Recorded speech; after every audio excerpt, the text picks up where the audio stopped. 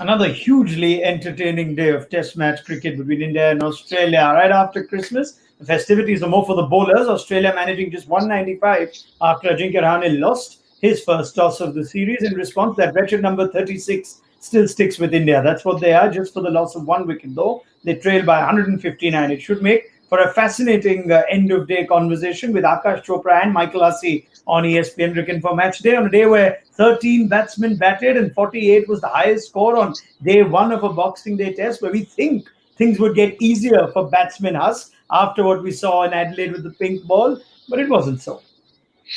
No, it was an amazing day of Test cricket. Good afternoon, guys.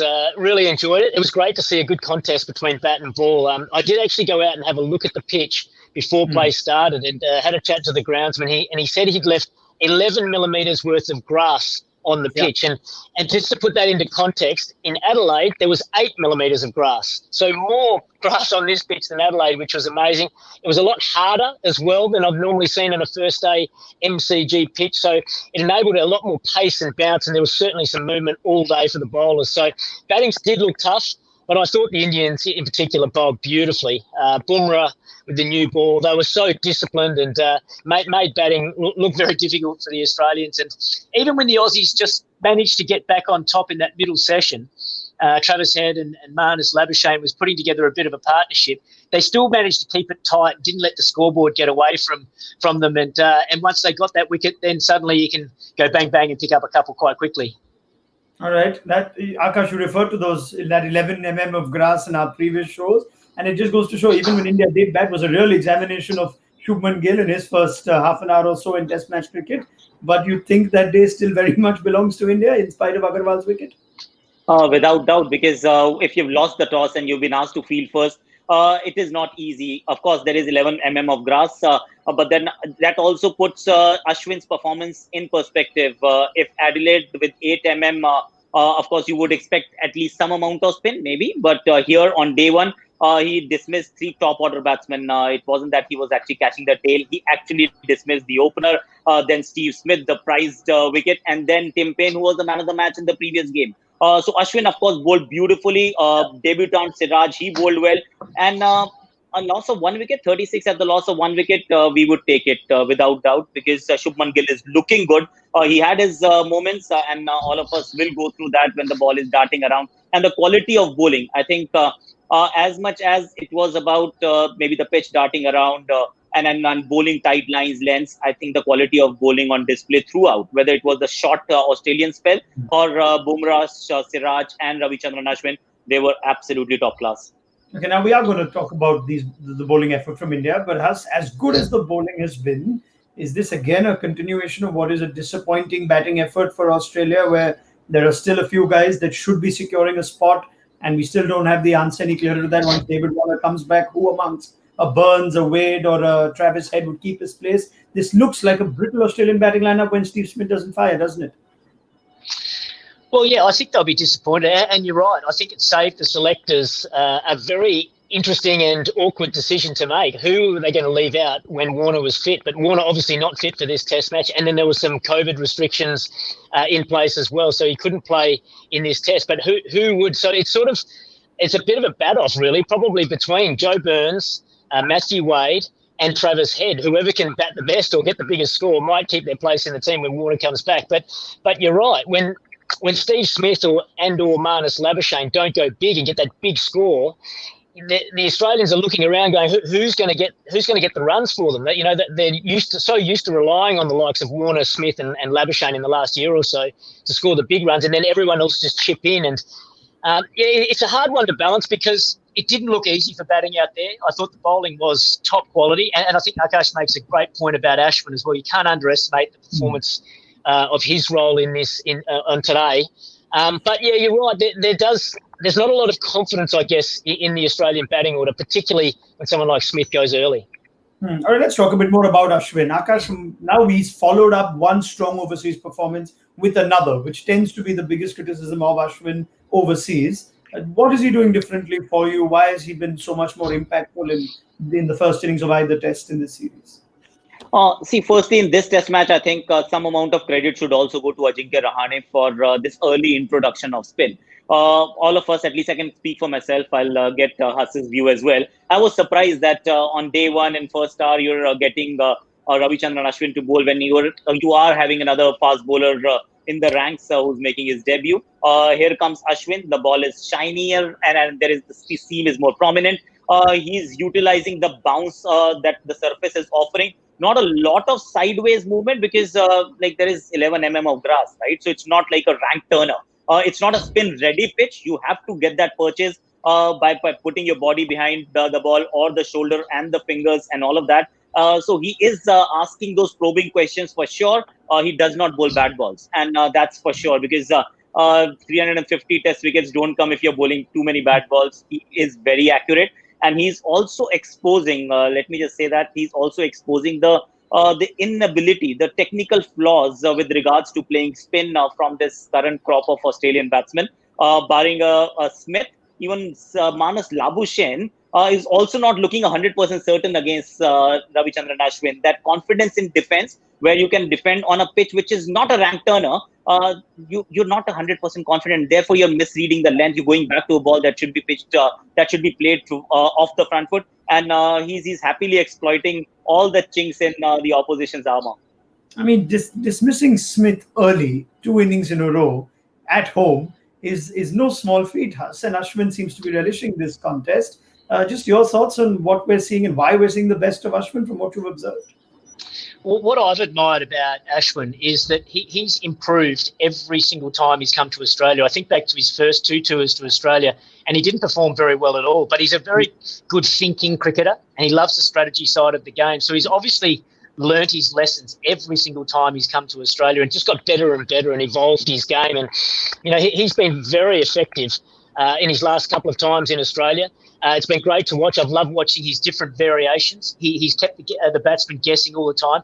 And I think Akash makes some good points there about the Australian technique against spin. You know, a lot of them are pushing quite hard at the ball, and that brings in those close infielders on the leg side if there is any turn. He got a lot of bounce, and I think that it is due to be coming on early and the ball was still hard. This pitch was quite hard as well, and so with that newer ball, he lets go of the ball quite high as well. So he was managing to get good bounce, which I think really worried the Australians because there's enough natural variation there as well. But it was a quality performance once again.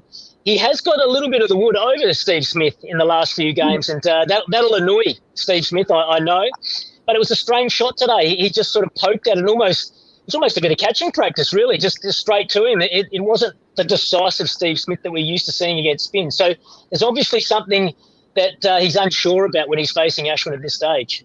Yeah, when he gets a big fish early, we've seen it before. He tends to make it a bit of a habit through the course of a long series. Akash made that point. Don't be surprised if we see Ashwin versus Smith, more chapters of Ashwin versus Smith as this goes on. Speaking of Ajinkya Rahane's use of Ashwin, there's another big question, Hassan, how Virat Kohli's absence would affect India in the field, especially after 36 for 9 or 36 all out in the last test. Now, we're only watching the pictures as they're televised. From what you saw today, India in the field, Rahane's presence, his decision-making, his field settings, what were your assessments after day one? Good day for Rahane, the captain? I thought he was excellent. I really do. I thought he was proactive. He was trying to get ahead of the game. And an example of that is by bringing Ashwin on early. Shane Warne has often said that if the pitch seams, it'll spin as well. And so I think Rahane was willing to set those attacking fields. He's got a calm presence on the field as well. And I think that was important today for India, particularly after what happened in Adelaide.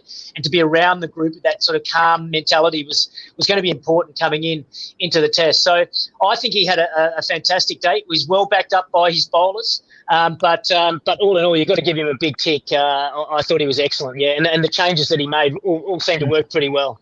Yeah, I guess the only blip, Akash, we discussed this on the tea time show was not starting Bumrah. If Bumrah was available and on the field right after lunch, not starting him right away. That partnership of 86 between Head and Labuschagne in what looks like a series that could potentially be filled with low scores, these sorts of margins could become important. They do, but let's also admit that it is a test match. You are playing against Australia. You've lost the toss and you're bowling first. 190 odd is a score that you will take 10 out of 10 times. So beyond that, you will obviously nitpicking when you actually admire somebody's instinct to bring in Ravichandran Ashwin, make the right kind of changes, put on the right kind of fields. Then you'll obviously have to let one go. Everybody is not, or rather, captain is not going to get everything right.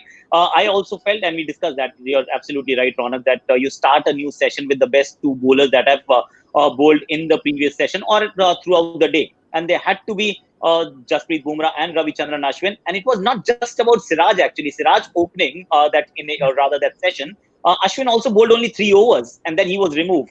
And then came Umesh, and there was a partnership between Umesh and Siraj with Ashwin and Bumrah actually waiting in the wings. So that was one spell where the game was allowed to drift away a little, but then they did come back quite strongly. And as we found out later that Mohammad Siraj, after that first spell, actually grew in a lot of confidence, and he was a different bowler altogether. And on a debut in his first innings, if he can outbowl someone as senior as, say, Umesh Yadav, you would say that job very well done. He took a couple of catches. He was very incisive in his second and the third spell.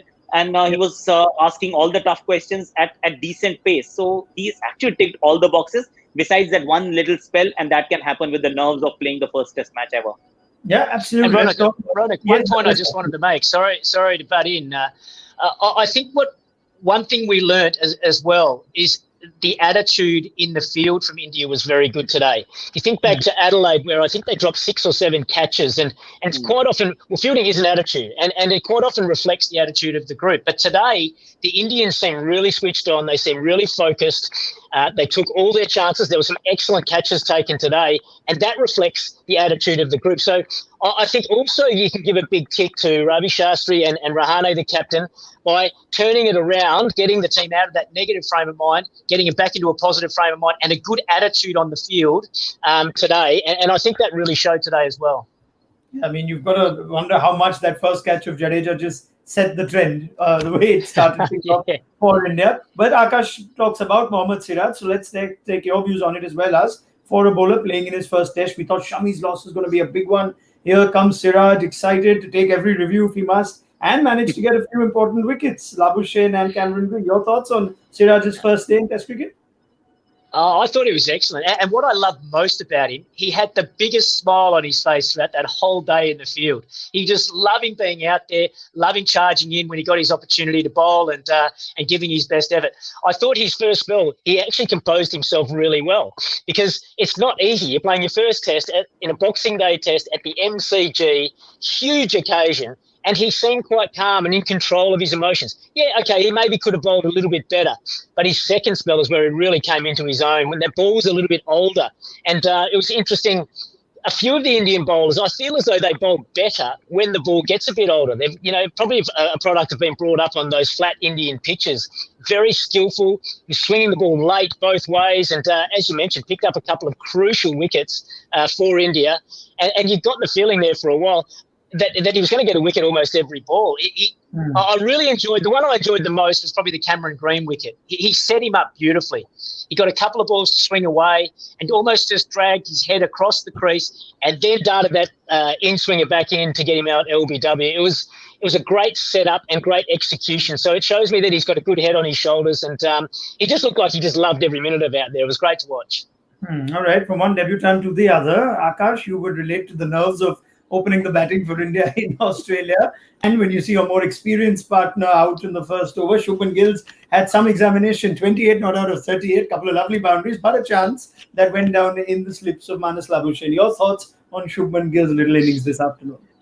What we saw from Shubman Gill is that he's got time. He's got a little extra time. He's not getting hurried by that examination of pace, because you are facing bowlers who are bowling well in excess of 140 clicks, 145 at times. So they do hurry you up, and you are playing your first test match at the MCG Boxing Day on a pitch which has a lot of grass on it.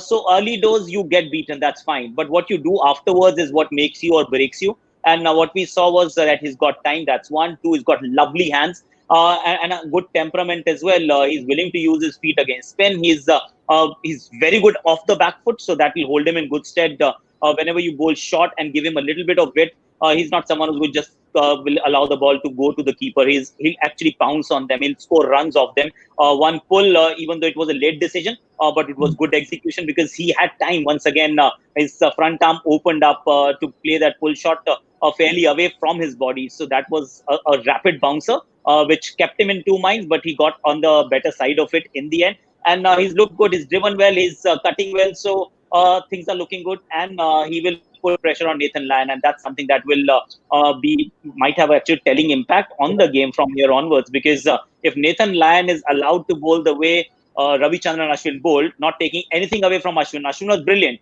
But then some part of that jigsaw puzzle on a pitch like this is also how you handle spin, how you respond to it. Do you have confidence in your defense? We saw Shubman Gill's long stride. He's a tall guy, long stride and a dead defense. 1, 2, 3. And then Nathan Lyon is forced to do something else because you just can't allow a batsman to be so comfortable. And that's when he uses his speed, drives you down the ground, plays you through covers. He's looked apart. So he's someone who's got all of us excited, and he's given us something to smile tonight already. Yeah, I know that over from Nathan Lyon. I love Hass's thoughts on that as well. Yes, it was his major test was seeing out Stark, Cummins, and the new ball and Hazelwood. But that over from Lyon, that little shimmy down to hit a boundary, just tells you something about how he wants to approach this or how he wants to play Nathan Lyon. It tells you something about the batsman, Hass, right? Yeah, exactly. Nathan Lyon's the sort of bowler that loves a man just sitting at the crease, and so he can just bowl away and build up pressure and know that one's going to do something crazy eventually. He'll wear you down. But Shubman Gill he used his height well, getting right down the pitch and putting the pressure back on the bowler, saying, I'm not going to be intimidated by you, Nathan Lyon. I'm willing to, be positive and look to score runs off you. And so it'll be a great battle tomorrow. Like Nathan Lyon certainly won't take a backward step. I think initially speaking, I was a bit nervous for Shubman Gill. That initial examination. I wondered what he must have been thinking after 3 overs when India are 1 wicket down already, no runs on the board.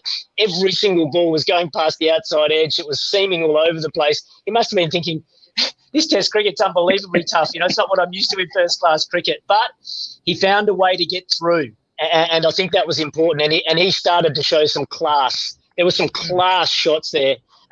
Towards the back end of that day. You mentioned the pull shot, Akash, off Mitchell Stark. There's a couple down the ground and through cover that you think, whoa, hang on, this guy's a serious talent. So great examination early, got through it. And if he can get through the first, 10 or 15 minutes tomorrow, well, anything might happen.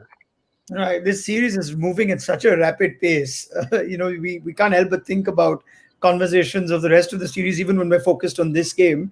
And Mayank Agarwal's wicket, Akash, there was some serious technical analysis done on Prithvi Shaw, some post-mortem reports on how his technique could be found out. Today we saw something on Agarwal, at least on tele-commentary. Now there is a Rohit Sharma waiting in Sydney or in Melbourne, wherever the third test is, you'd think.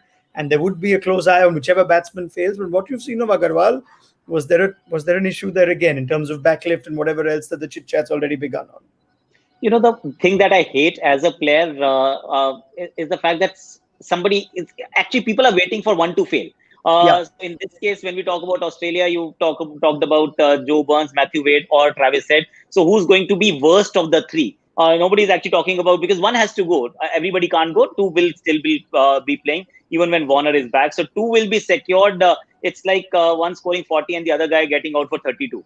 So 32 guy has to actually make way for David Warner. And similarly now that you're changing opening combinations after every single game, and there is Rohit Sharma who's going to walk into this playing 11 the moment he's available. Who goes out? Now you're Shubman Gill is already 22 or 28, and Mayank hasn't really gotten to a double figure in three innings now. So now Mayank has to go. So that's a bad place to be into to begin with. That's not where you should be. It was a tough examination that we all spoke about earlier for Shubman. The same was with Mayank Agarwal. It's just that his lasted only 6 balls. The ball coming back in can trap you on the front leg. Yes, he's getting a little late on the ball, which is a fact. Whether it's it's his backlift that's making it happen, I'm not 100% certain, because the same batsman against the likes of Jofra Archers and Bumrah and all was hitting them for 6s down the ground in the IPL.